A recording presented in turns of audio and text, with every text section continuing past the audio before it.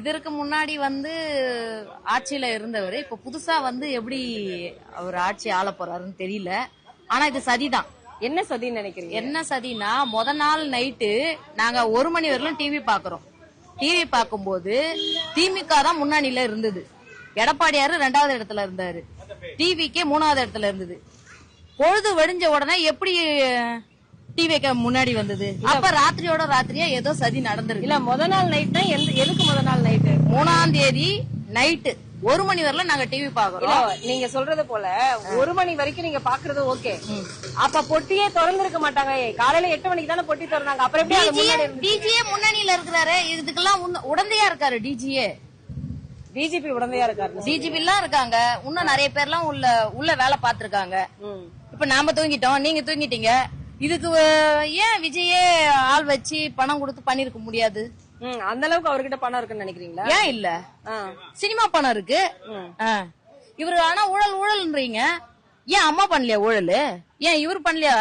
யாரு? விஜய் பண்ணலையா? திருத்தனம் பண்ணலையா? எல்லாம் பண்றாரு. ஆனா இப்ப ஜெயிச்சிட்டோம்னா விஜய் டிவிக்கேன்றீங்க.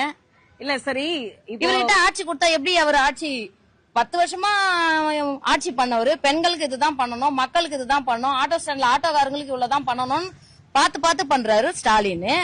ஆனா அவரை அவரு நின்ன இடத்துலயே அது எப்படி கரெக்டா அந்த கொளத்தூர் தொகுதி மட்டும் தோக்கடிச்சாரு?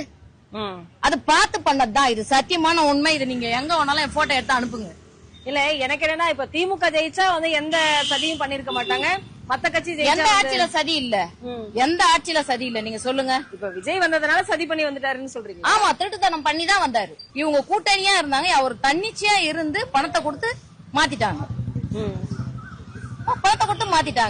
முத நாள் நைட்டு வரலும் திமுக முன்னணியில இருந்தது, அதிமுக 2வது இடத்துல இருந்தது. மறுநாள் காலையில எப்படி அது டிவிக்கே முன்னாடி வந்தது? அப்ப நைட்டோட நைட்டா சதி நடந்திருக்கு. இல்ல என்னதப்ப எப்படி டிவிக்கே முன்னணியில இருக்குன்னு நீங்க சொல்ல வரீங்க? டிவிக்கே முன்னணியில அததான் நான் உங்ககிட்ட கேள்வி கேக்குறேன். இத மக்கள் கிட்ட நீங்க சொல்லுங்க.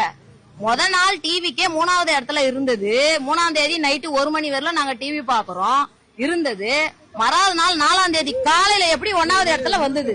கருத்து கணிப்புல இதுக்கு முன்னாடி சொன்னது எல்லாமே ஃபெயிலியர் ஆயிருக்கு. அப்ப எல்லாம் அது தவறா தெரியலையா? என்ன ஃபெயிலியர் இருக்கு? இப்போ கருத்து கணிப்புல வச்சுட்டுதான் நீங்க பேசுறீங்க. இதுக்கு 3வது இடத்துல விஜய் இருந்தாரு, அப்புறம் ஏன் இப்படி 1வது இடத்துக்கு வந்தாரு?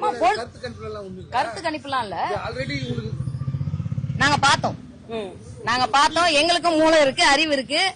நாங்க அவங்க சொல்லி இவங்க சொல்லி யூடியூப் பார்த்து மத்தவங்க பார்த்தலாம் நான் சொல்லல. உண்மையா நடந்ததை நான் பார்த்ததை வச்சு என் மைண்ட் யோசிச்சு நான் சொல்றேன். அவங்க சொன்னாங்க, இவங்க பேசிக்கிறத வச்சு சொல்றதெல்லாம் கிடையாது.